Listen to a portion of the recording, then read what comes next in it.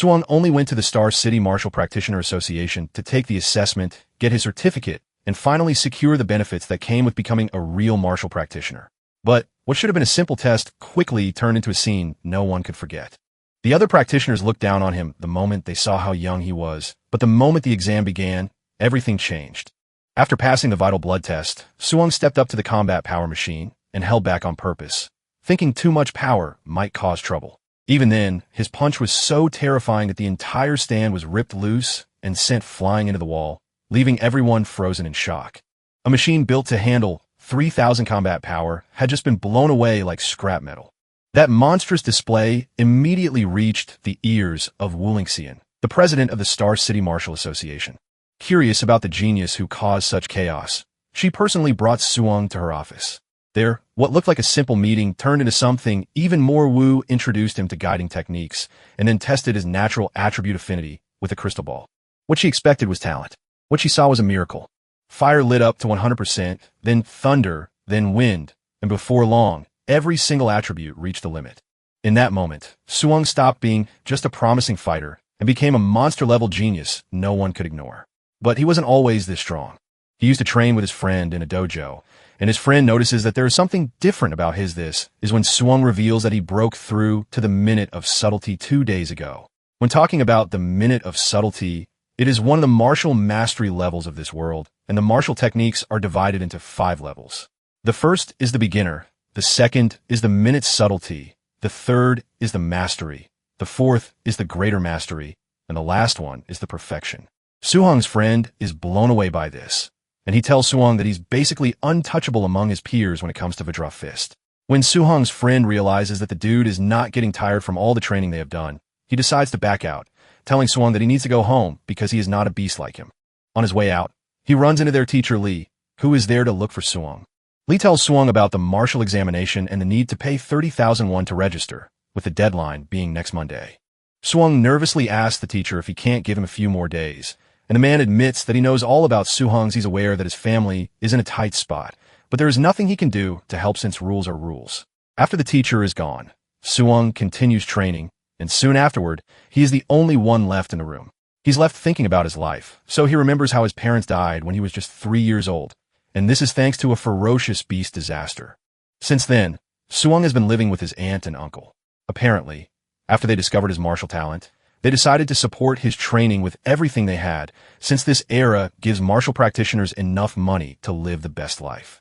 Suong is heartbroken that he is doing everything to become good at martial arts, but he only keeps making things worse. Later that night, Suong arrives at the door of the house to hear his uncle and aunt talking about how hard things are. Apparently, the rent is almost due, but they are ready to delay the rent just so they can pay Suong's registration fee. They believe that Suong is such a magnificent talent that they can't hold. It turns out that his aunt is even suffering from incurable disease, but she is ready to stop taking her medicine so that they can save a lot of money. However, his uncle refuses, telling his wife to keep taking her medicine while he takes on another job to support the hearing all of these. Suong almost breaks down in tears, but he's able to pull himself together, and he happily enters the house like he didn't just hear everything they were talking about. His aunt scolds him for training so late into the night, believing that he must be exhausted already. Suong offers to help with the task they are doing, but they refuse, suggesting that he take his rest first. While lying on his bed, Suong decides that he needs to start fixing things by himself because his guardians have sacrificed a whole lot for him. Since he's looking to make some cool cash, he figures out that there's only one place he can go as a martial cultivator. Later on, Suong heads to the Martial Apprentice Arena Defense Challenge, which is an underground fighting arena. Suong wears a minotaur mask on his head to conceal his identity, and the host tells Suong that all he needs to do is win 4 consecutive matches to take home 60,000 won. However, he is not allowed to lose because if he loses just once, he will get nothing. The crowd is not entirely thrilled by Suong's presence, since it is the first time they have heard of him or even seen him. They mock him, saying he is playing with his life because the underground arena is not a place for rookies unless he is looking for death. Seeing that the crowd is dulled by his presence, the female hostess urges Suong to heat up the crowd. Suong is totally new to things like this, and he asks the hostess how he is supposed to do this. She gives him ideas like taunting the crowd or even trash-talking them. Suong follows her advice and screams out, telling the crowd that he is invincible while calling his opponents weaklings. This only makes things worse for him since the crowd immediately concludes that he is arrogant. The crowd immediately switches up to his opponent, telling him to tear Suwon apart. Suwon finally understands why it is an underground arena, because the killing intent is all over the place. However, he has no choice because this is the only way he can earn the tuition money, but he can only hope that his Vajra fist carries him through a few wins. Suwon analyzes his opponent and realizes that he is just an easy opponent. The dude makes the first move, leaping towards Suwon with a punch, but Suwon easily counters him by smacking his head into the ground, easily knocking him out. Suwon raises his hand in excitement, but the crowd is not entirely pleased with his display. In no time, the next opponent climbs onto the stage, and he assures Suwon that he's going to beat the crap out of him because he was only lucky to have defeated his first opponent. With a quick analysis, Suwon realizes that the dude is actually quite decent, and he beckons to him to charge at him. The dude leaps towards Suwon with a fist, but this time, Suwon meets him halfway with his own punch. With this, Suwon figures out that the dude might be decent, but he is actually inferior to him in strength. The dude basically left himself open after one attack, and Suwon is able to capitalize on this, landing a kick to the dude's waist to send him flying. The dude is sent into the wall and knocked out immediately, ultimately giving Suwon 2 consecutive wins. Meanwhile, the man in charge is watching the whole thing unfold from his office, and he is surprised at how skilled Suwon is, even though he is not even a quasi-martial practitioner. Before they know it, Suwon has gone past his third opponent with just one match standing in between him and 60,000 won. The man says Suwon is the perfect match for fixed matches, and his junior, who is wearing a fox mask, offers to go recruit Suwon. The man tells Mr. Fox not to reveal the fact that he has already advanced to a true martial. Meanwhile, Suwon already sees himself holding the 60,000 won in his hands because he believes that he can handle his opponents with his minute subtlety level Vajra fist. Just then, the fox, who is known by the crowd as White Fox, steps into the arena, and everyone is blown away. They're not entirely impressed with White Fox's involvement because they know that he is pretty strong. When Suwon hears that the dude is a quasi-martial practitioner, he realizes that it's going to be a tough fight, but he is not ready to lose. White Fox sees the uneasiness on his face, and he urges him to chill out, assuring him that he's going to go easy on him. The referee then starts the match, and since Suwon can sense that he is inferior to White Fox, he decides to go all out from the beginning. Their fists meet halfway, and the force from the punch immediately tells Suwon that he is wrong. He realizes White Fox is not a quasi-martial practitioner, but a genuine martial practitioner who deliberately suppressed his vital blood energy. Sweat runs down his body, and before he even knows what is happening, White Fox punches him into the distance with his Thunder Rush Fist technique, which is a triple resonance Thunder Rush Fist. Suwon crashes to the ground with the attacks, ravaging his body. The crowd is blown away when they see this, and they conclude that Suwon is done for. The fight continues, and Suwon is forced to be on the defensive. White Fox continues to taunt Suwon, telling him to show his true self because he appears to be weak.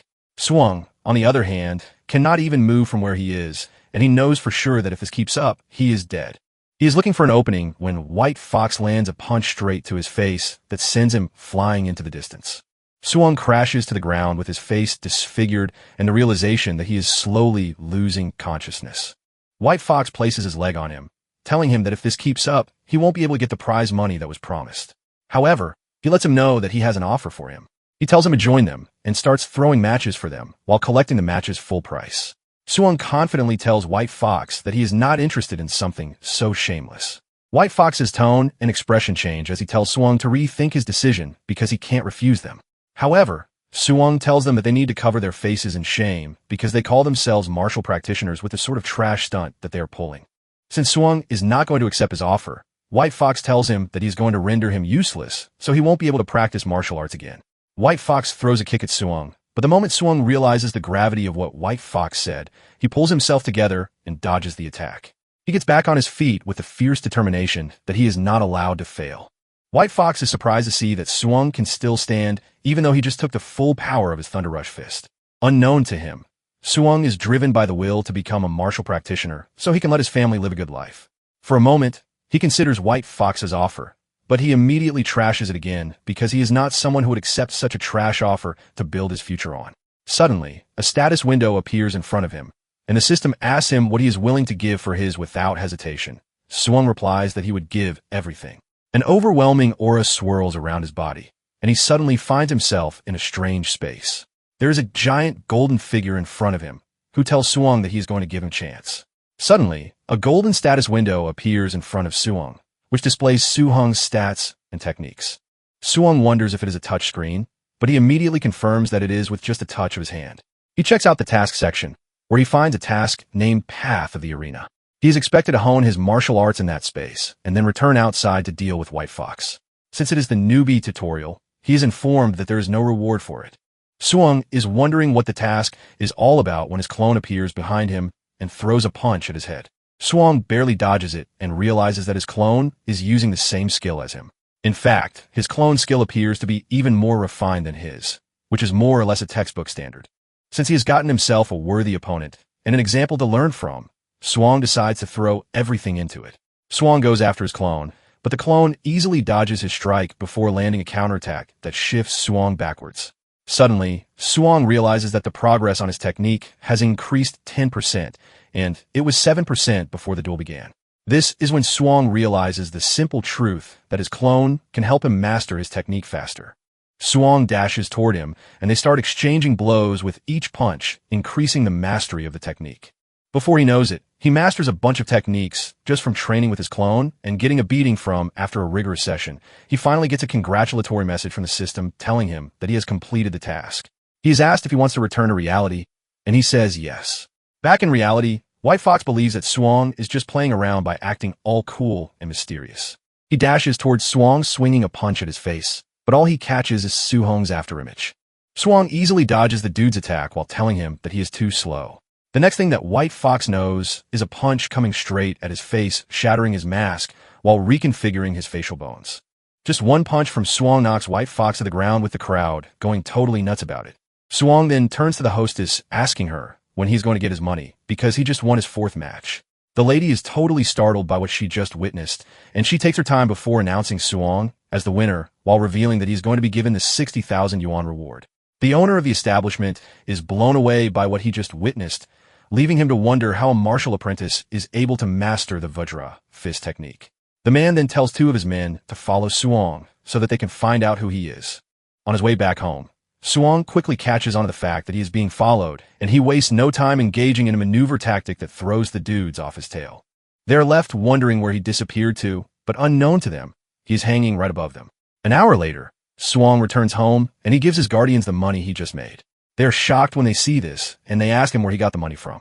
Suong lies that he made the money from being a sparring partner at the dojo, where he adds that they have decided to sponsor his training because of how talented he is, and the uncle is surprised to hear this, since he once complained about how stingy the dojo is.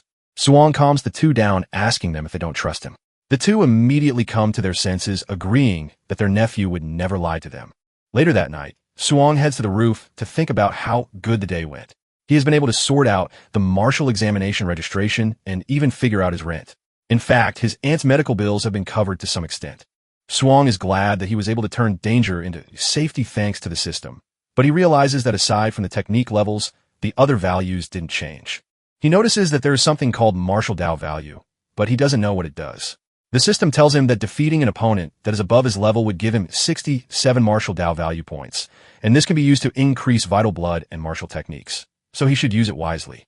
Suong decides to try it out immediately, and he increases his vital blood, which immediately reflects on his body. His vital blood jumps to the 90 mark, and he realizes that he has reached the quasi-martial practitioner level. He decides to add all the points he has to vital blood, and he immediately notices an increase in his physical strength, while most of his injuries have fully recovered too. Since he is sensing an overwhelming power in his body, he figures out that getting a good place to try it out is the best way out. He decides to head to the school's martial training ground, where there is a combat power tester. Moments later, he arrives at the Star City No. 1 high school martial training field where the device is located. It turns out that it is a Tier 1 combat tester, and he decides to use 70% of his punch power to try it out. He takes a deep breath before punching the device, and to his dismay, he destroys it. Suong knows he is dead if they find out that he is the one who ruined the machine. At the same time, he just concludes that the machine is bad, which is why it got damaged too easily. Suddenly, he hears someone coming in his direction, and this is because they heard the noise from the tester. It turns out to be the principal, and the old man almost loses his head when he realizes that the school's test has been smashed. He immediately concludes that this is the work of the 2 school geniuses, Chun Shan and Li Tuesday. The principal decides to teach the 2 a lesson when the school resumes. Later on, the students gather at the school gym, and Suong notices that Chun Shan is all beaten up. He asks his friend what happened, and he tells Suang that Chun Shan was beaten because he smashed the field tester the night before. Suang cannot even say anything to this because he realizes that the old man made sure to make Chun Shan take the fall. Just then, the principal shows up and he screams at the students to keep their mouths shut, telling them that he invited one of his comrades in arms who is a Tier 3 martial practitioner. Basically, he is there to teach everyone a C-rank martial art, the Thunder Rush Fist. The students are blown away by this because this is the first time they're going to be seeing a Tier 3 martial practitioner. Apparently, outside dojos usually charge hundreds of thousands for teaching C-rank martial arts, but they are about to get it for free in the school. Suang, on the other hand, remembers that it is the same technique that White Fox used during their match. Suang admits that it is quite powerful since it is a triple resonance punch. Since the opportunity might only come once, Suang plans to make the best of it. The trainer then tells the students to pay attention because he is only going to demonstrate the skill 10 times from start to finish. He lets them know that how much they learn about it is up to them. Without wasting time, the trainer begins the demonstration, and he throws one punch while explaining that the Thunder Rush has several levels. Basically, each punch produces one thunderous boom, and at mastery, it produces 3 resonances. At minute subtlety, it produces 5 resonances, and at greater mastery, it produces 7, which is the trainer's current level. However, he lets them know that if the technique is perfected, it can produce 9 resonances. Nonetheless, he tells them not to rush themselves because even if it is only the beginner level they reach that day, it is enough. The trainer then tells them to follow his example as he starts the second demonstration. Hours later, the students are already exhausted and no one has even been able to get it. Surprisingly, Suang is no longer in the hall and his friend wonders where he has disappeared to. Moments later, Chun Shan reaches beginner level and he remains the only person who did among the students. This further proves his status as the genius of the school. The principal excitedly tells the trainer that Chun Shan is the genius of the school, and he asks him if he is interested in giving him some guidance. However, the trainer is disappointed in what the principal is referring to as the genius in his class. He tells the man that Chun Shan is average at best. While walking to the entrance of the school, the trainer tells the principal, Lee, that his students are trash, and he basically just made him waste a good trip. Lee tells the trainer that he should be happy that he even found one student who reached beginner level, because getting a top-tier genius is basically impossible. The trainer then tells the old man that martial cultivation is harsh, which means talent is too important. The principal agrees that relying only on effort without destiny is basically impossible. Suddenly, they spot a student practicing in the school field, and this student turns out to be Suang, but his back is facing them, so they don't recognize him. Right in their presence, Suang is able to wield the 7-resonance Thunder Rush Fist, which shocks them. The trainer asks Lee about Suang, but he doesn't even know he has someone that talented in his school. They are further shocked when they realize that Suang has reached greater mastery in what the trainer just showed them some hours ago. Just then, Lee notices that the trainer is standing still as if he is trying to understand something. Lee asks him what the problem is, but suddenly the trainer tells the principal that he has finally understood what he needs to do. He clenches his fist and throws a punch to activate the 8 resonances, which shocks Lee. Lee can't believe that the trainer just broke through right there, and the man reveals that watching Suang just gave him inspiration. He admits that he might never have been able to break through if not for him. However, he suggests that they ignore all boring conversations and just find out who the student is. They rush into the field, but to their surprise, Suang has already vanished. As he walks away from the school, Suang expresses his surprise at how exhausting it is to cultivate a C-rank technique. Since his Thunder Rush Fist has already reached perfection, he figures out that he has to find a way to earn martial Dao value to break through to martial practitioner as soon as he can. He wonders if he's going to gain points if he spars with someone instead of risking his life in a life-or-death situation. Later on, Suang arrives at the Thunder Dojo where he works part-time. He is there that day, and Suang replies that he is just there to get some practice. Meanwhile, a purple-headed student is busy arguing with another student. Suang asks his friend what the issue is, and he reveals that the new instructor is the purple head's teacher. Basically, the instructor is pretty strong, but he looks down on commoners as if they're not humans. The purple head is Leon, and he is also pretty strong. Leon is about to beat up the student he is arguing with when Suang grabs his arm, telling him to chill out. Leon is pissed that a regular dude just grabbed him, and he demands to know who he is. In fact, he tells Suang to fight him one-on-one in the arena if he thinks he is a big shot. Suang doesn't hesitate before accepting the request, but the instructor enters at the right time to ruin everything. He tells him to get ready for class, and Leon taunts Suang, telling him that he literally got lucky. The instructor then reveals that it is his last day teaching the students the furious sea spear art, which he's only going to demonstrate once just like he's always done. Deep down, The instructor doesn't expect any of them to learn it since he believes that they are all trash. The instructor does as he promised, and he demonstrates the move just once, but Suong is able to lock everything into his memory. The instructor walks away telling the students that the rest is up to them, but they scream at him telling him that he only demonstrated it once.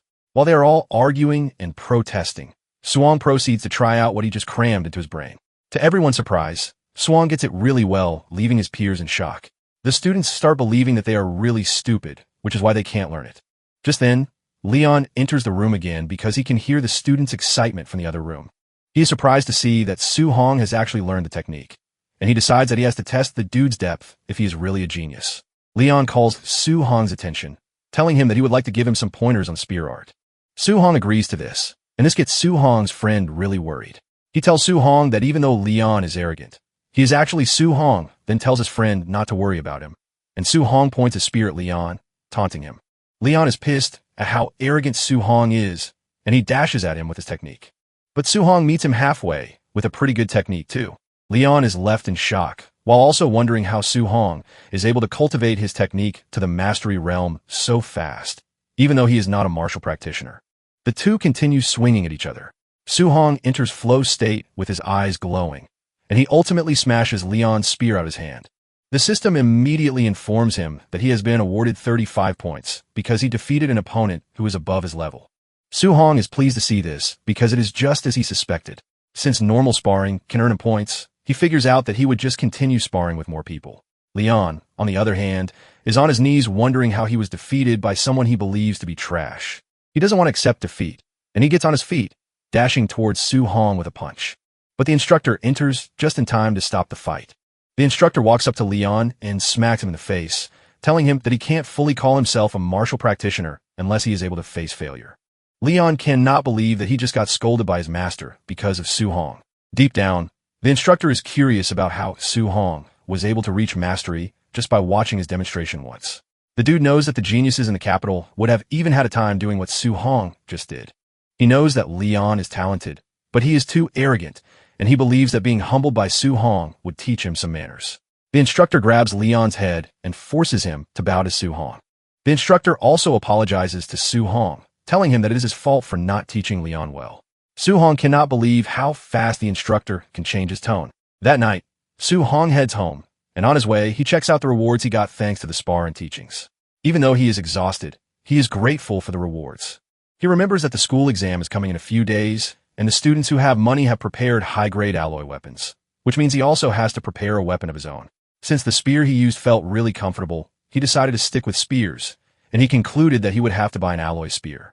However, he has just a little money, which is not even enough for his aunt's treatment, not to mention buying a spear. He starts racking his head if there's any other way to make money, and just then, he notices that an important piece of news is being displayed on the screen. It turns out that the city lord is recruiting martial practitioners because of the increasing number of ferocious. Su Hong immediately puts this on his bucket list. Moments later, he arrives at the house, and he immediately jumps on the task his aunt is working on to help her. He helps place massage plasters on his uncle's back while telling him not to overwork himself again, since he can now make money for the family. His uncle admits that this would be nice, but he doesn't think he can sit idly.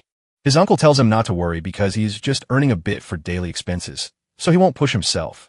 Su Hong's aunt then reminds him that he's going to need a lot of money for his martial arts training later, which is why they want to save as much as they can for him.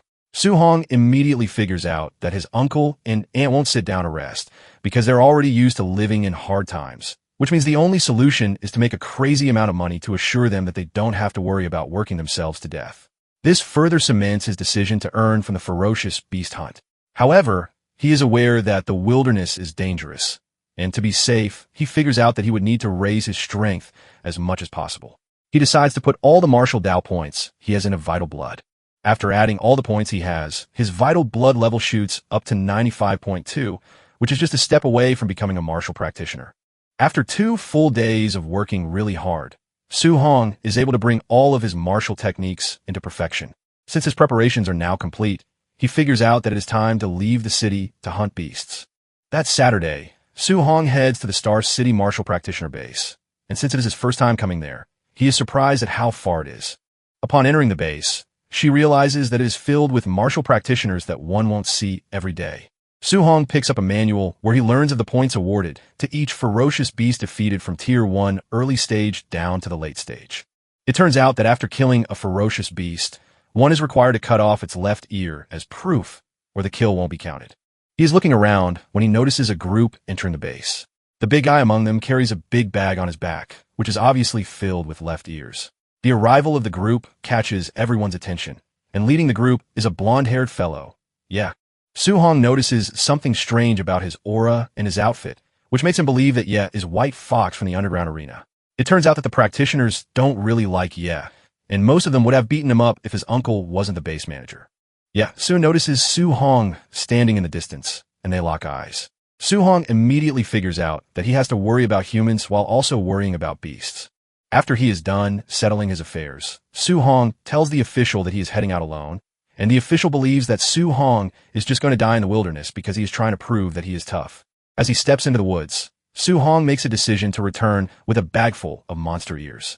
2 hours later, Su Hong is already getting frustrated because he has walked around without sighting a single beast. Since he's walked around the outskirts with no luck, he decides to go deeper into the forest. He hasn't even gone that far when he runs into a phantom moon wolf, which is a Tier 1 early stage ferocious beast. It is his first time seeing one physically, and the beast wastes no time leaping toward him with clear intentions of tearing him apart. With the beast charging in recklessly, Su Hong meets it halfway with a powered punch that sends it flying into the tree. With just a punch from Su Hong, the monster is sent to the afterlife.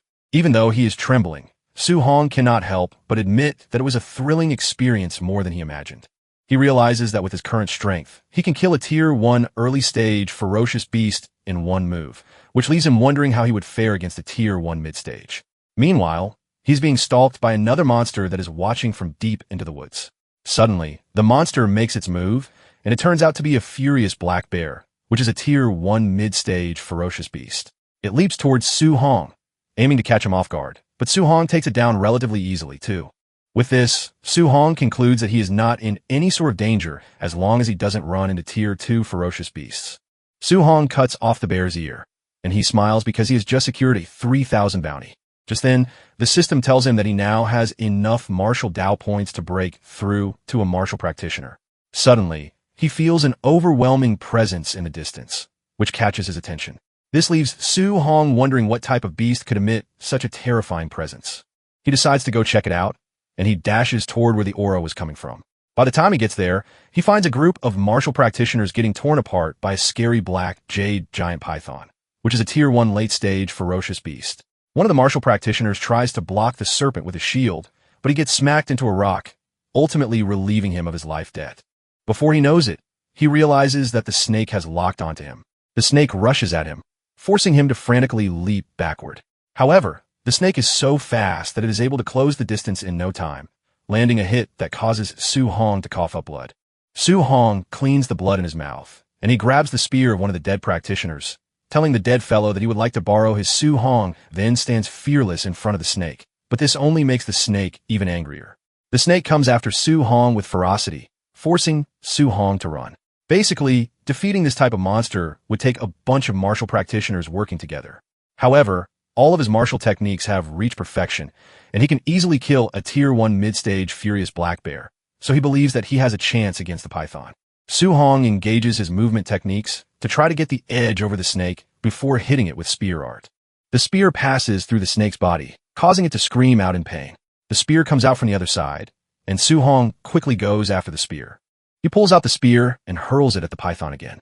This time around, the spear pierces the snake's neck, leaving a hole in it, while the python gets even angrier. The snake violently goes after Su Hong, trying to catch him off guard, but Su Hong is too agile for the snake to catch. Because of the size difference between them, Su Hong knows that it is pretty difficult for him to land a killing blow in one strike. Since it has come to this, he figures out that he can only weaken the beast as much as he can until he is able to deliver the killing strike. While dodging the snake's movements, Su Hong lands a powerful punch to the snake's body before going after a spear again. Su Hong has been creating distance between himself and the snake after every attack, so he can find another opening to strike again. Even though the method is draining his stamina, he has no choice because it is the only safe method that he can use. While he is panting like a dog, Su Hong notices that the snake is already getting exhausted too. Su Hong is convinced that he could defeat the snake after a couple of exchanges. This motivates Su Hong, and just as he's about to start another phase of attack, he senses something strange behind him. He looks behind to see the big guy on Ye's team leaping toward him with a punch. Su Hong manages to raise his arm just in time to block the attack, but he is sent flying into the distance thanks to the heavy punch. Su Hong manages to get on his knees while coughing hard from the attack.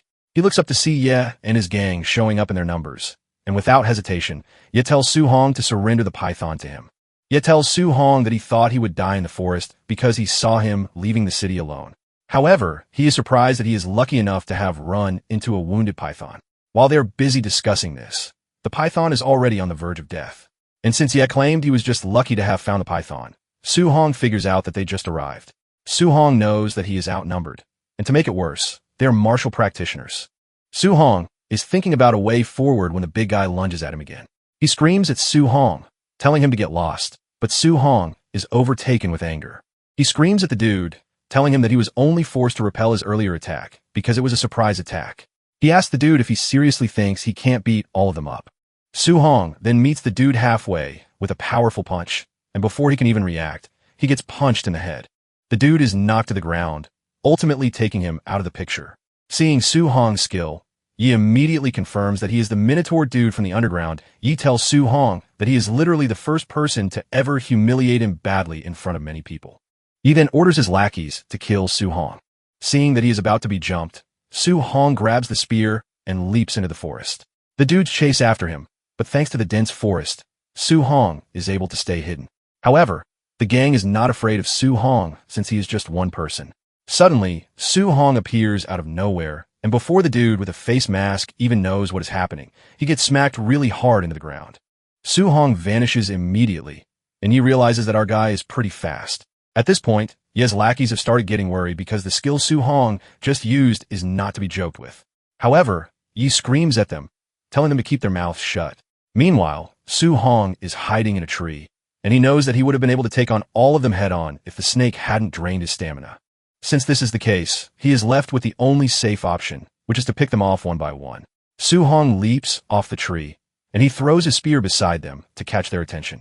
The moment they lose focus because of the spear, he goes after the one with the nice hair and kicks him in the head, knocking him out completely. The last guy on the team screams like a baby telling Yi that it would be nice if they ran because Su Hong is too strong, but Yi refuses, saying he has to kill Su Hong that very day. Before he knows it, Su Hong appears out of nowhere, just like before, and smacks the last guy to the ground, leaving Yi as the only person on the team. At this point, Yi is already his pants, wondering how Su Hong was able to get that strong in just a few days. Since he is the last person on the team, Su Hong decides to toy with him. Su Hong runs past him, and by the time he turns around, Su Hong is already gone. Su Hong then reappears behind him, but Yi is able to react to this. He screams at Su Hong, telling him not to be overconfident, believing that he has cornered him. He fires off an energy blast from his finger that Su Hong barely dodges. The blast misses Su Hong's head, and it destroys the tree behind him. To keep Su Hong away, Yi continues firing off energy blasts from his finger, which is thanks to a skill called void-breaking finger.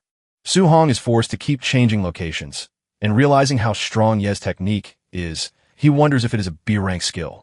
He then starts the yap, telling Su Hong to show himself, but he doesn't stop there. He proceeds to threaten Su Hong's family, saying he's going to have them killed when he returns to the city. This turns out to be his biggest mistake, as Su Hong immediately goes into frenzy mode. He ignores the essence of fear, and he dashes toward Ye's position. Yi is still boasting about his connections when a bloodthirsty Su Hong appears behind him with a powerful punch. He tells Yi that he actually preferred his arrogant self before punching him so hard in the head. Ye's head almost twists from his body as he is sent flying into the distance before crashing into a wall. Su Hong looks like a demon straight from hell as he walks toward Yi, telling him that he should have left his family out of it. With blood pouring out of his body like water, Yi asks Su Hong how he got this strong, which is supposed to be impossible. He is still asking stupid questions when the black python appears behind him and smacks him into the ground with its giant tail. The snake then turns its attention to Su Hong, and it looks angrier than before as it screams at Su Hong. Su Hong realizes that he has spent too much time fighting Yi, which has given the snake the time to recuperate. Meanwhile, Ye's lackeys have regained consciousness, and while they are wondering where Yi is, they see Su Hong running towards them. Just as they are preparing to engage him in a fight, Su Hong screams at them to get out of the way. It soon dawns on them that Su Hong is being chased by the black python. Su Hong dashes past them, but because of how slow they are killed by the black python. Surprisingly, Su Hong is awarded points for indirectly killing his opponents. Su Hong is shocked that he can also earn points this way, and this reminds him that he now has enough points to break through to become a martial practitioner. He decides to find a safe place for himself, and he soon notices a cave in the distance. Without hesitation, he dashes toward the cave and disappears into the cave before the snake gets to him. However, the snake is about to give up as it keeps trying to force its way into the cave. Seeing how desperate the snake is, Su Hong quickly pulls out the status window, and he starts to add points to his vital blood as fast as he can. Doing this causes him intense pain that he feels like lava is flowing through his body. After adding all the points and enduring the pain, Su Hong finally becomes a true martial practitioner with a red aura swirling around his body. Seeing the difference in Su Hong's aura, the python starts backing away from the cave. However, Su Hong goes after it, landing a punch to the snake's head that sends it into the air. The snake bleeds out profusely, but Su Hong is not yet done with it. Su Hong leaps toward the snake and delivers a powerful punch to its body before pushing its spear into its body. By exerting great force into the spear, Su Hong is able to pin the snake to the ground. This gives Su Hong the chance to cook up the Thunder Rush fist, which he delivers to the snake's head without mercy. The overwhelming strength of Su Hong's punch is enough to crush the snake's head, which grants him 92 Dao points. Su Hong is extremely proud of himself because he was able to withstand the snake's attacks. When it is time to cut a proof for the snake's kill, he is left confused on what to do since snakes have no ears. Nonetheless, he figures out that returning to the base is the most important thing. As he is about to leave, he finds his crushed body on the ground. Su Hong lets him know that he should be thankful that he died the way he did because he obviously had other plans for him. Su Hong then decides to search him, hoping to find the high-grade technique that he was using. Fortunately for him, he found the book on the void-breaking finger. That night, Su Hong locks himself in the cave to memorize and master the new technique that he has just found. Once he is ready, he pulls out his clone, and the two engage in a fierce battle in which he is trying to master the void-breaking finger. After so much stress, he finally breaks through to the beginner level of the technique. By the time he returns to reality, he realizes that he is already bleeding in the nose, which shows just how powerful the technique is. Su Hong decides to find a monster to test out the power on. 3 days later, Su Hong is still busy hunting down monsters with a new technique. He confidently fires off an energy blast into a brown bear charging toward him, and this easily destroys the bear. Confident that he has mastered the skill, Su Hong concludes that it is time for him to head back to the base. He makes his way to the counter where everyone is documenting their kills. He drops his bag, and the attendant checks it out. She starts calling out the monsters that were defeated by Su Hong, shocking the other practitioners standing around. It turns out that Su Hong was able to take down monsters worth 406,000 points. This is when it dawns on Su Hong that he overdid it, because he was looking to just hunt a few in the first place. Suddenly, a side of the wall in the base is destroyed. The practitioners are surprised to see that they are getting attacked when there are literally a bunch of them lying around. Just then, the person who destroyed the wall shows himself, and it turns out to be Ye's uncle, who is the base manager. The practitioners are surprised to see that old Yi is pissed, and the officials ask him what the issue the old man then reveals that his nephew and all of his gang have been killed. The crowd is shocked to hear this, but deep down, they're not concerned because Yi was a douchebag when he was alive, so most didn't really care. Old Yi then mentions that a B-rank technique was taken from Ye's body, and he wants everyone on the base to be searched before they are permitted to leave. Su Hong maintains a straight face while thinking about everything that happened in the woods. He is confident that the corpses can't be traced back to him since the python was the monster that killed Yi and his team. Su Hong is thinking about this when old Yi suddenly locks eyes with him, shocking him. Old Yi then turns to Su Hong and tells him that he is aware of his latest feat of taking down beasts as if they are nothing, which gained him over 400,000 points. One of old Yi's assistants tells him that she checked Su Hong's stats and it was barely fit to be a tier 1 early stage, so there's no way he killed that many beasts. The lady believes that Su Hong only picked up Ye's backpack, and she suggests that they search Su Hong. 2 bodyguards walk towards Su Hong with an intimidating aura while telling Su Hong to cooperate. Just as they are about to reach him, Su Hong points a spear at them before they can even realize. They ask him what he's trying to pull off, and Su Hong reveals that he is a student from Star City No. 1 High. He asks them if they are really willing to search him. The moment old Yi hears this, he remembers that the principal of the school is known for how he fiercely protects his students. He knows fully well that the principal is no joke, so it won't make sense to cross him. However, he believes that Su Hong is quite suspicious. Old Yi secretly admits that Su Hong might be a genius if he were the one who hunted down all the beasts, which means wrongly accusing him might cause problems for them. Old Yi then moves over to Su Hong, telling him how Yi and his team were ambushed. He adds that a technique was stolen from them, and they would need to search him. Su Hong then decides to add a clause to the whole thing. He tells Old Yi that he would like them to pay him 30,000 yuan, just in case they don't find anything on Su Hong, is confident that none of what happened can be traced back to him. Old Yi agrees to the deal, and he tells his men to thoroughly search Su Hong. After they are done searching him, they find nothing, and Yi tells them to give Su Hong the 30,000 won that he owes. Su Hong is glad that everything is going pretty well, and it is thanks to the fact that he burned the book before he even left the forest. After he's been searched, Su Hong prepares to leave, and he has his next plans mapped out. Su Hong then heads to the inn of the martial practitioner base. Once he's settled in, he decides to use his points.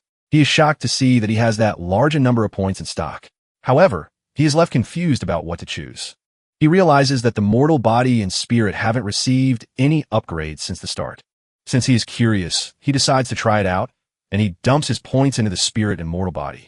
After filling the mortal body with enough points, he decides to push the rest into the spirit. This is enough to cause severe changes in his body that Su Hong can even feel. The spirit skill is about to transform him into a muscular man, but Su Hong is able to dial it down. He is thankful that he got it under control, because there is no way he would have been able to explain it to anyone. 1 hour after this, Su Hong heads to the Star City Martial Practitioner Association. He meets with the attendant at the reception, telling her that he is there for the martial practitioner assessment. The lady attends to him calmly, telling him that a staff member will soon show him the way. Just as said, a staff member shows up to lead him to the section where he's going to take the test. As he walked past the other practitioners, they were all surprised that a kid like him was coming to take the test. The staff informs Su Hong that a Tier 1 martial practitioner needs 100 vital blood and over 1,000 combat power to pass the exam. The practitioners who see him believe that he is just there to give the whole thing a try. Upon arriving at the testing center, Su Hong watches as some fellows fail the test. However, one candidate, Li Ming, passes right in front of him with a combat power of 1,000 points. It turns out that he is Jiang Ming's student, and Ming is Leon's instructor. Ming is surprised to learn about this, wondering just how many disciples he the dude then arrogantly tells Su Hong that he is up for his test. Li Ming believes that Su Hong is going to embarrass himself because he believes he has a chance. Suddenly, his arrogant behavior is watered down when he learns that Su Hong passed the vital blood test with 123 points. However, he tries to calm himself with the fact that Su Hong hasn't taken the combat power test yet, and this is the main deal. Su Hong is led to the power testing machine, and he remembers how he broke the machine at school. He realizes that he has gotten stronger, so he's going to use 4/10 of his power.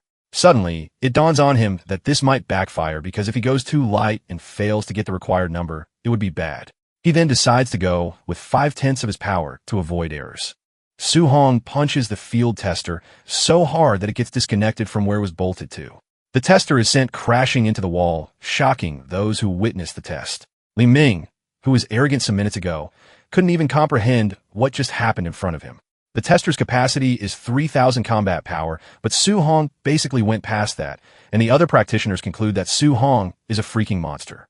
Meanwhile, the president of the Star City Martial Association, Wu Lingxian, is seen in her office complaining about the lack of geniuses. She is worried that her position as president would be threatened if she can't provide one very soon. Suddenly, one of the officials came rushing into the room, telling her that a monster had just appeared at the martial practitioner assessment. Wu's head immediately goes into overdrive when she hears, because it is just what she wanted. Later on, Su Hong is in the hall taking instructions from one of the he tells him that he's going to get a practitioner identity while also receiving an allowance. Suddenly, Wu shows up at the top of the stairs telling her subordinate to hand Su Hong over to her.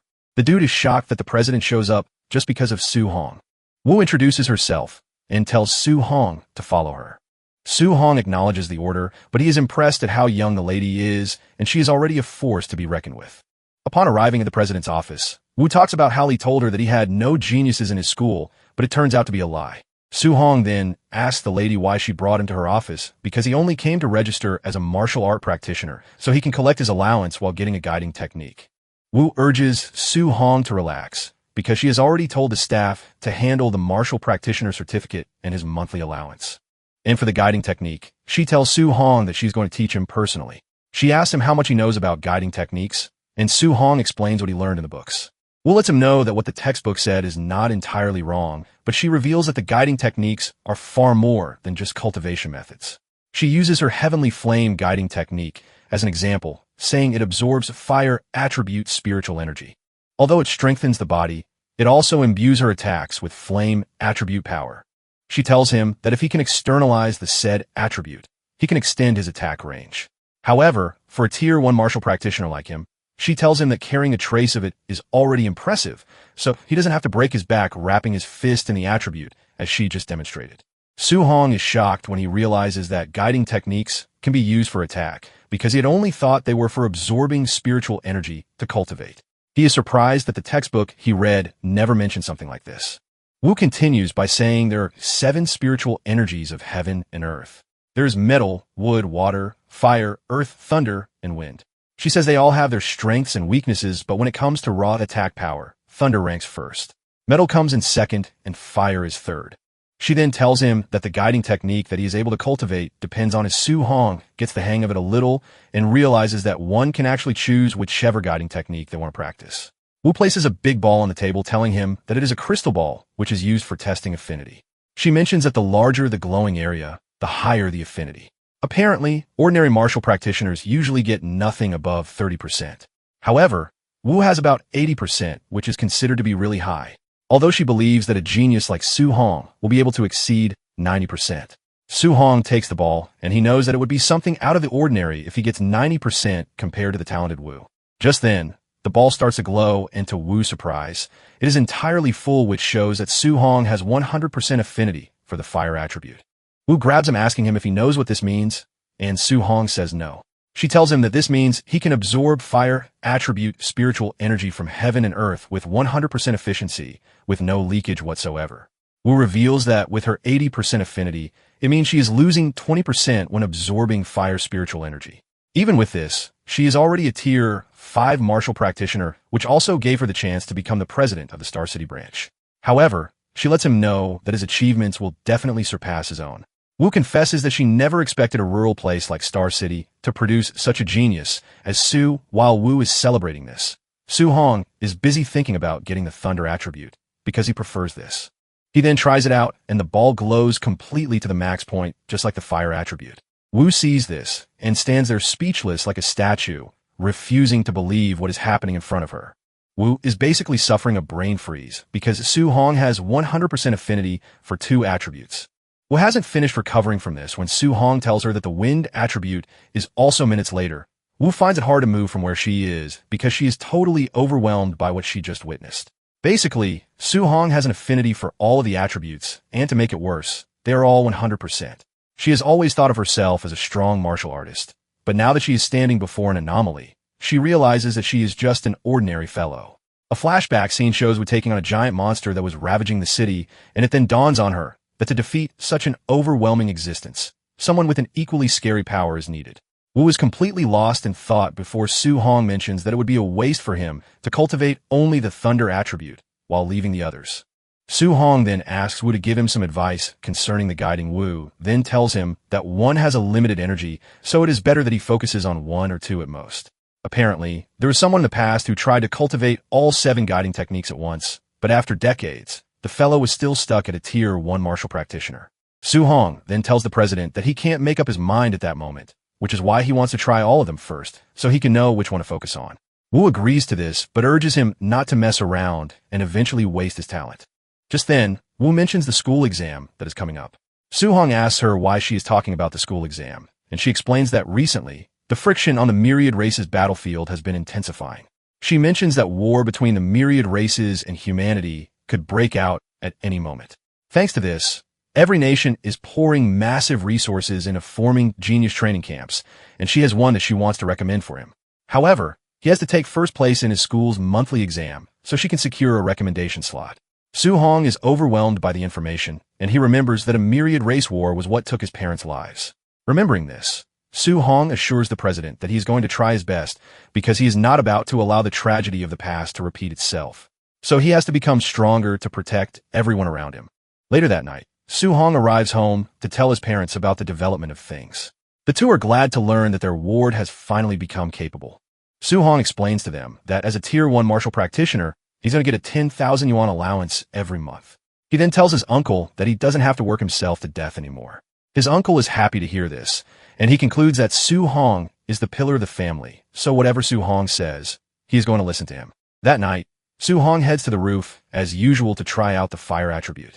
He is able to shoot out smoke, which counts as a beginner in the guiding technique. Just then, a guiding technique section appeared on the status window, and this confirms Su Hong's suspicion that he has already learned it. Just then, he notices that there are levels to the this comes as a surprise, because Wu never mentioned anything of the sort. However, it soon dawns on him that the guiding techniques can only be leveled up by him, and this creates a level of excitement in him. However, he doesn't know how the level up happens. He wonders if they can be leveled up using martial Dao points, too. Since he doesn't know how this works, he decides to cultivate the rest of the guiding techniques first. Su Hong then sits down to focus on the guiding techniques, but several hours later, he hasn't made progress because the 7 different attributes repel each other. He then remembers the genius Wu mentioned who was stuck in Tier 1 even after decades. Even though all 7 attributes are present inside him, he can only mobilize 1 attribute at a time. Anytime he tries to force a second attribute into it, it clashes violently and then disappears. Since Su Hong knows that thunder and fire are similar, he decides that he's going to try to cultivate them together. Hours later, Su Hong wasn't able to carry out his desired result. This continues till the next day, but Su Hong is able to tame both thunder and fire at the same time. Su Hong creates a fireball with lightning in his hand, and he is proud of himself because after trying the whole night, it finally worked out. He decides that it is time to test out the new power. The following day, he heads down to the test field where he is to test his power on the Tier 3 combat power tester. Since he used 5 out of 10 of his power the last time, he decides to use 3/10 this time. Su Hong punches the tester hard, and surprisingly, the mark was above 2,000. Su Hong finally understands how strong he has become. He then decides to combine the power of fire and thunder to see what will happen. He punched the machine again, and this time it broke. Su Hong realizes that his power is quite terrifying because he has gotten extraordinary power from fusing 2. Su Hong is already thinking of what would happen if he got his hands on the 7 attributes. Su Hong then returns home to try to fuse 3 attributes together, but it fails because it is even harder. He has tried all the combinations that he can, but there is no progress whatsoever. He wonders if raising the guiding technique level would help him fuse the techniques successfully. Since the monthly exam is the next day, Su Hong figures out that it would be best if he earns enough martial points before the next day. The next day at the school, Lee addresses the students telling them that with the front lines growing really tense, there will be an annual training camp every year to select and intensively train geniuses.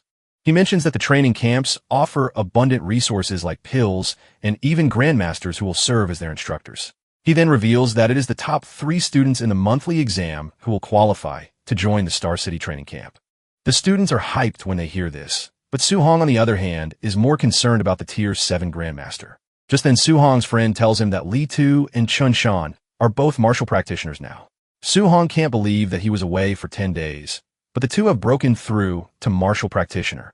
Su Hong reveals that the principal had the instructor Chun come in to give the 2 additional lessons for the past couple of days. Su Hong's friend tells him the impressive things Tu and Chun have done. Thanks to this, the 2 can now compete to see who is the best.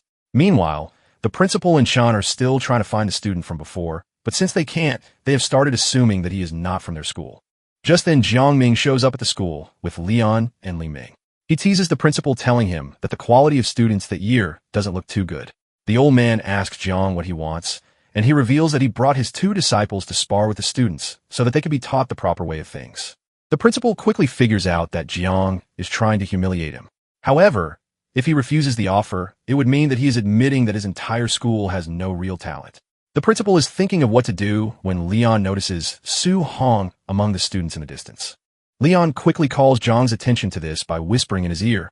Jiang also turns in Su Hong's direction, and the moment he confirms that he is one, he freaks out because he never expected him to be from the number 1 high. Jiang immediately figures out that it would be better if he withdraws because none of his disciples would be able to take on Su Hong. Jiang teases the principal, telling him that he was only joking while telling him that his dumb disciples can't compare to the quality students that he has in the school. Chun and Li almost explode from anger when they hear this because they believe that Su Hong is mocking them sarcastically, but little do they know that Su Hong has seen something that is beyond his power. Soon afterward, the exam begins and Su Hong is facing a dude named Peng. Everyone believes that Su Hong is doomed because his first opponent is a quasi-martial practitioner. Su Hong's opponent even teases him, asking him if he's prepared to step down, but before he even finishes his statement, Su Hong smacks him to the ground as if he is nothing. The crowd is left in shock when they see this, because Su Hong basically one-shot a quasi-martial practitioner. They believe that it is a fluke until Su Hong continues defeating all of his opponents pretty easily. Before they know it, he has reached the finals, leaving the adults wondering where he came from in the first place. Lee blames himself for not noticing such an incredible talent all this time. The instructor then mentions that he must have seen Su Hong somewhere before, because he looks really familiar. Meanwhile, Chan Shan 2 are still fighting each other to know who is going to get to the finals. Because of how equal they are in strength, it is hard to say it is a particular person who will win. While they're busy fighting, they're still taunting each other about who is the strongest and who is the second strongest in the school. Just then, Chan externalizes his attribute to wrap fire around his fists, shocking those who are there blown away, because fire is only second to thunder when it comes to destructive power. 2 then shocks everyone by externalizing his own attribute, which is metal, and it is more powerful than fire when it comes to destructive capabilities. 2 goes after Chun, delivering fast-paced attacks that shock everyone. Chun feels the heat of the attack, and the teachers realize that 2 has been hiding his true depth from the beginning, which is why he is able to defeat Chin. The instructor commends 2, saying he was able to master the attribute externalization in just 10 days while also making it to minute subtlety. The old man then concludes that there is no need to watch the finals because with minute subtlety, Su Hong has no chance against Tuesday. The instructor agrees with him, saying Su Hong might have had a chance if he had a guiding technique. Just then, one of the instructors bets 50,000 on Su Hong, and the old man quickly takes him up on his bet. Soon afterward, Su Hong and 2 meet in the finals.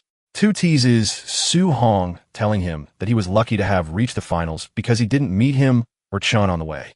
However, he lets him know that his run of luck has come to an end.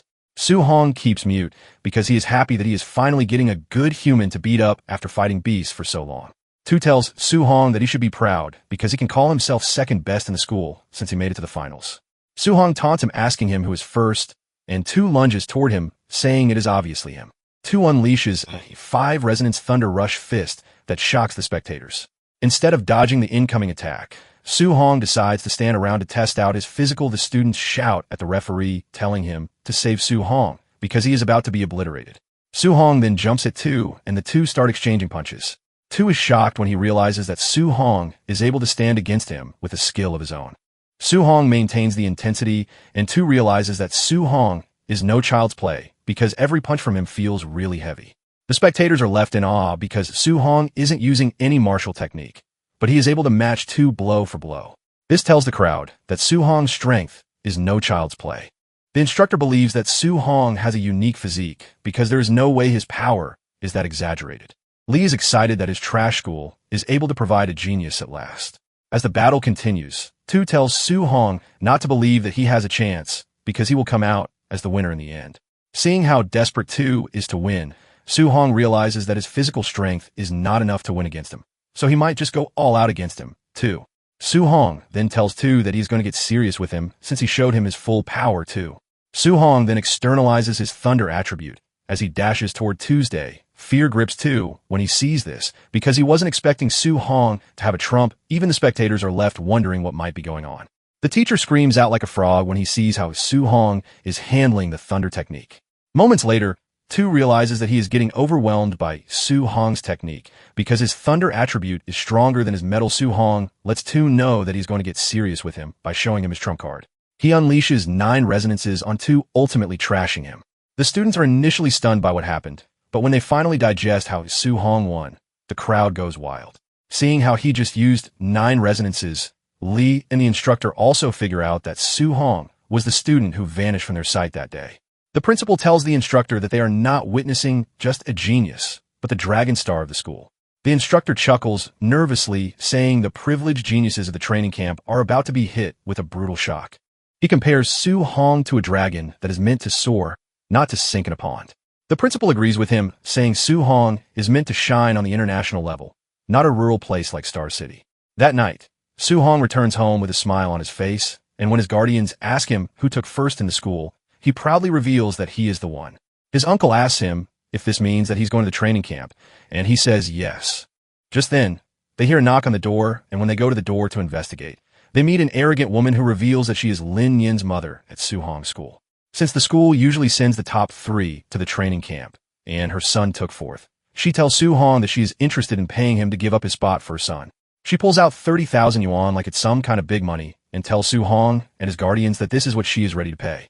She expects them to jump at the money, but the cold expression on their faces shocks her, and she screams at them, telling them the competition is a brutal one where people can die.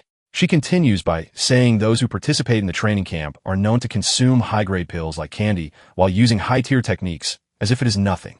Su Hong's mother hears this, and she fears forcing her to ask Su Hong if it is really dangerous, just as the woman said. However, the uncle urges his wife to chill out. He then asks Su Hong if he can promise that he is going to be safe, and Su Hong assures him that he will. The woman is surprised that the man believes a child's guarantee, and the man lets her know that it is his own decision, so he has to trust him. He adds that there is no reason for him to call Su Hong his family if he doesn't trust him. Without further argument, they slam the door in her face, leaving her embarrassed. She walks away in anger while telling the family that Su Hong is going to get eliminated. After she is gone, Su Hong apologizes to his uncle, telling him that he never meant to hide the danger from him, and his uncle assures him that it is fine. He mentions that he is a rough man, but he is more educated and he understands the training camp better. Su Hong's uncle tells him that since he has made up his mind to face the difficulties, he is ready to support him. Su Hong's aunt smacks her husband before telling Su Hong that all they care about is that he returns safely. Later that night, Su Hong heads to the roof to think about his future journey. He knows that his guardians are only worried about him, which is why he can't even let them down. He concludes that he has to get stronger to protect his hard-earned peaceful life. Su Hong then checks out the status window, and he realizes that he has 285 Dao points currently, but this is not enough for what he wants. Since he doesn't know what kind of monsters he is going to face at the training camp, he decides to prioritize as he wonders if extra conditions are needed or if it is the normal cultivation of guiding techniques that allows the attributes to level up. Since this is the case, Su Hong decides that he's going to raise the bar to another level. The next day at dawn, Su Hong had managed to reach level 3 on both attributes. In fact, his vital blood technique also increased by 3 points. When Su Hong finally prepares to leave, his aunt urges him to stay safe and even rush home if things get too dangerous. However, the uncle believes that Su Hong has what it takes to be successful, and he tells Su Hong to go to the training camp to be the first among all. After he is gone, Su Hong's uncle finally shows just how worried he is but was trying to act all tough. Moments later, Wu pulls up beside Su Hong, telling him to get into the car. Su Hong obliges and places a spear in the back of the beautiful red convertible. Wu cuts through the highway at incredible speed, and Su Hong asks her why she wants to see him. Wu then tells him that there are certain things that she has to warn him about concerning the training camp. Wu mentions that, as president of the association, there is some participants' information that she has access to. She reveals that there are martial practitioners who are already on the verge of Tier 2 among the participants. She mentions that there are several monsters in the training camp, and the weakest techniques that they master are B-rank techniques. When Su Hong hears this, he gets even more excited instead of scared because he can learn B-rank techniques quickly.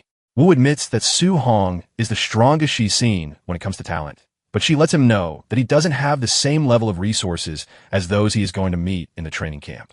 She urges him to suppress the challenges and setbacks he faces in the training camp because he is talented enough to do this. Su Hong thanks Wu for the advice, and Wu is basically impressed that Su Hong is staying so calm even though he knows that he is going to a dangerous place. Later on, the 3 participants from Star City High are seen traveling in a vehicle alongside the principal, and they are heading to the Tianlin mountain range. Chen expresses his concern about the training camp being located in the mountain range, but the principal urges him not to worry, saying a grandmaster is overseeing the camp so no beast will touch them.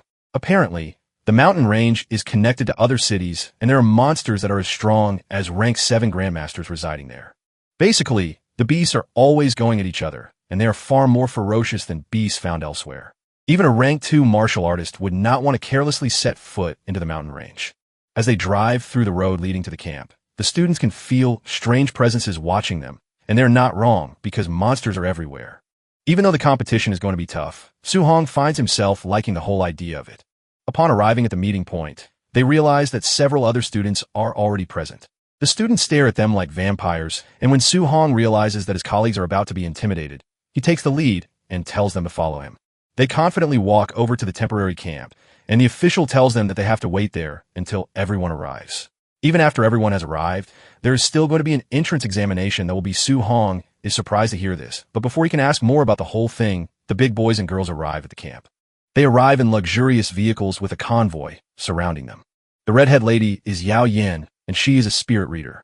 The dude in white is Lin Qinghai from the Lin family, and he likes to show off.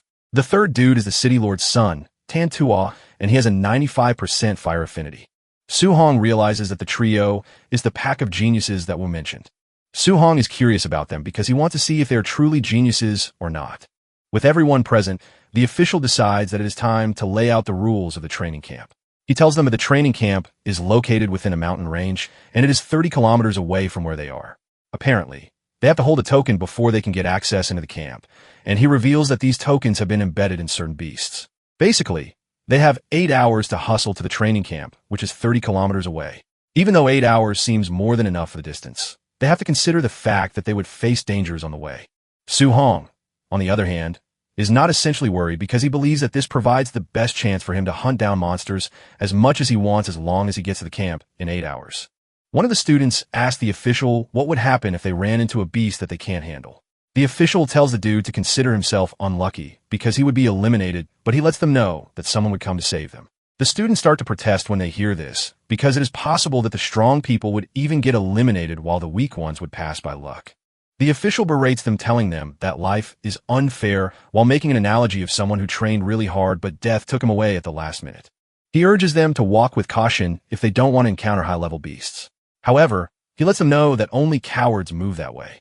One of the students agrees with him, telling his comrades who are scared to go die in a trash bin.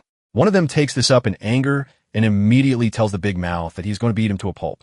The official quickly informs them that fighting is not allowed within the camp, but once they get to the mountains, they're allowed to do whatever they want. He lets them know that they are free to steal tokens or just beat someone up because they don't like their face. When Su Hong hears this, he realizes just how brutal the training camp is because they are encouraged to fight each other. With this, it is pretty obvious that more than half of the participants would be eliminated before they even reach the camp.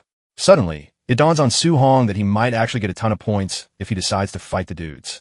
The official shuts everyone up by telling them that it is time to move. He blows the whistle, and everyone scatters into the woods.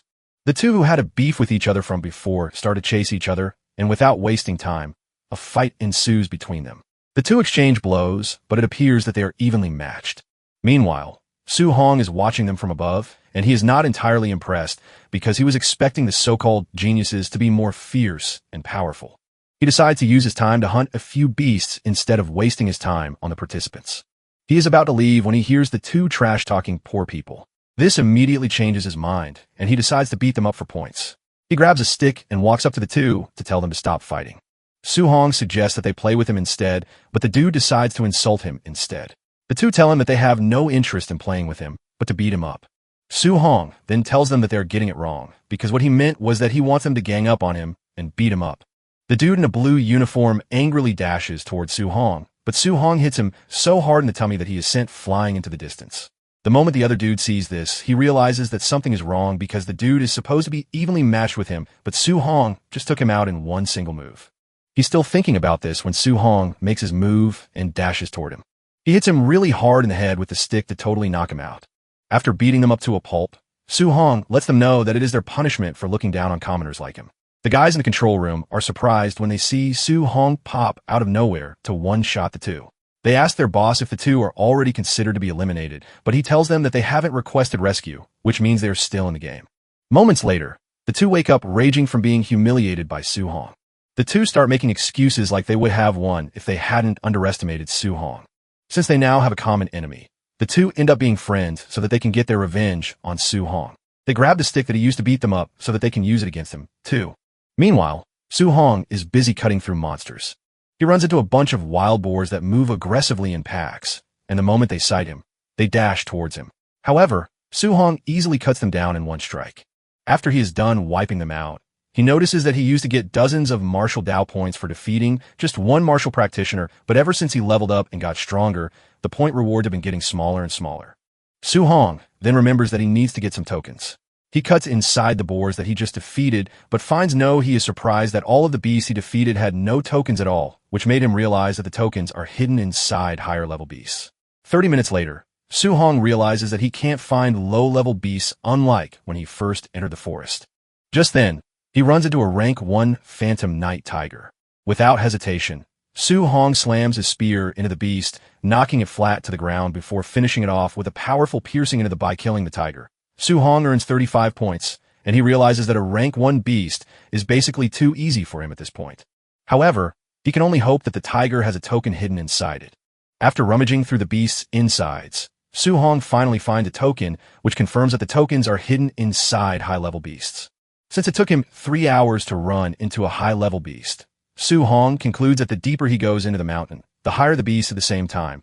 There are a few of Su Hong figures out that earning low-level monsters will give him more points, because there are a lot of them to hunt. Su Hong basically switches to a quantity over quality situation, and since there are 5 hours left in the assessment, he decides to max out his mortal body. Su Hong takes his hunting seriously as he ravages the forest, rooting out monsters like weeds. He fights a bulk load of monsters before finally running into a bear, which is a high-level beast, but he also defeats this monster relatively easily. He punches the bear into a tree before going after it like a maniac. All the beast sees is a scary man charging at him with an unforgivable. The punch is so powerful that it takes the life of the bear and even destroys the tree behind it. Su Hong is pleased with his progress so far because after raising his mortal body to 60%, he can now kill a rank 1 mid-stage beast relying solely on his physical strength. He notices that he has earned 254 martial Dao points already, which means he can max out his mortal body progress with 100 more points. Realizing that he has 3 hours left, Su Hong decides to gather as many points as he can. Suddenly, he hears a strange noise in the distance, and this catches his attention. Suddenly, a giant golden beast appears right above him, leaving him to wonder what sort of beast it is. He has a faint idea of what beast it might be, and it is the legendary Golden Rock Beast King. He is staring the beast in the face when it unleashes its aura. Su Hong is forced to hold onto his sword while his legs tremble, just to make sure he doesn't get flung away by the shockwave coming from the beast flapping his aura. Su Hong is forced to leap behind a rock just to escape the beast's terrifying aura. This immediately tells Su Hong that he is still really weak because in recent times he's been cocky about his strength. However, this has given him a reality check because in front of the real deal, he is nothing but an ant. Suddenly, he notices a ball of light in the distance, and this light appears to be human. This human is a rank 7 Grandmaster, and his name is Qin Tianli. Qin tells the beast that he would like to borrow his territory in the meantime, so he can leave. The beast replies telling Qin that he never said he could use his territory in the first place.